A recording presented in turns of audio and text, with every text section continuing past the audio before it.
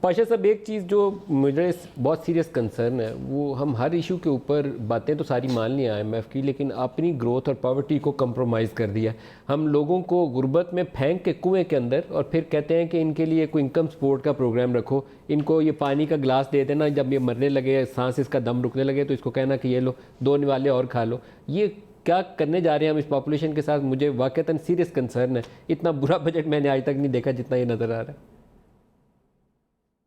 جی بالکل ٹھیک کہہ رہے ہیں آپ. اور جس طرح ہم نے ریسرچ کی ہے، اور اس سال بھی تقریباً 8 لاکھ سے زیادہ لوگ بے روزگار ہو چکے ہیں، اور تقریباً 40 لاکھ لوگ غربت کی لائن کے نیچے بیچارے جا چکے ہیں، اور اگلے سال بھی یہی ہوگا خدا نخواستہ. یہ بالکل غلط اسٹریٹجی ہے کہ آپ ایک طرف تو پراپرٹی بڑھاتے ہیں، دوسری طرف آپ کسی طرح سے اب وہ نیا ایک احساس پروگرام لاتے ہیں، اس میں کچھ پیسہ ذرا بڑھا دیتے ہیں. The correct approach is to ensure that poverty does not rise in the first place.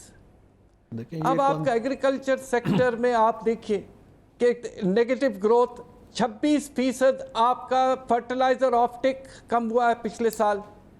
آپ نے فرٹیلائزر کی قیمت 30% بڑھا دی. I mean, these are some very obvious wrong steps.